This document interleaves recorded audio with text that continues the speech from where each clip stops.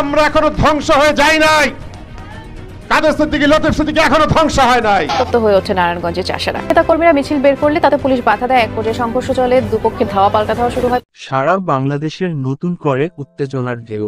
সাবেক প্রধানমন্ত্রী শেখ হাসিনার নির্দেশ মোতাবেক 18ই জানুয়ারি অনুষ্ঠিত হল ঐতিহাসিক এক বিক্ষোভ মিছিল এবং হরতাল। আওয়ামী লীগের, তৃণমূল থেকে ছাত্রলীগের কর্মীরা এই কর্মসূচিকে সফল করতে একত্রিত হয়। আর এরপরই শুরু হয় বাংলাদেশ নতুন এক নাটকীয় পালাবদল। সাবেক প্রধানমন্ত্রী শেখ হাসিনার নেতৃত্বে আয়োজিত এই কর্মসূচিতে ঢাকার রাজপথ থেকে শুরু করে দেশের বিভিন্ন জেলায় আওয়ামী লীগ নেতাকর্মীরা সক্রিয় ছিলেন। এই ভিডিওটা একটা বার্তা তো দিচ্ছে যে এখনো বাংলাদেশের বিভিন্ন জায়গায় আওয়ামী লীগ কতটা শক্তিশালী, আর বিএনপি এবং জামাতের গুতাগুতির রেজাল্টের কারণে আওয়ামী লীগ একটা ফায়দা পাচ্ছে।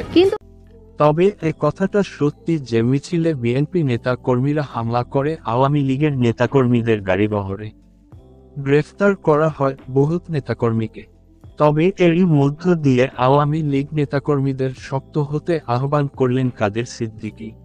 1975-এ বড় বড় আওয়ামী লীগের নেতারা তারা ইঁদুরের গর্তে লুকিয়েছিল, আজকে ইঁদুরের গর্তে না বাইতানের গর্তে লুকিয়েছে।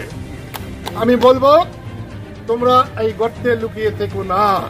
তো বন্ধুরা, এই হরতালের মাধ্যমে কি ঘটতে পারে কমেন্টে জানিয়ে দিন।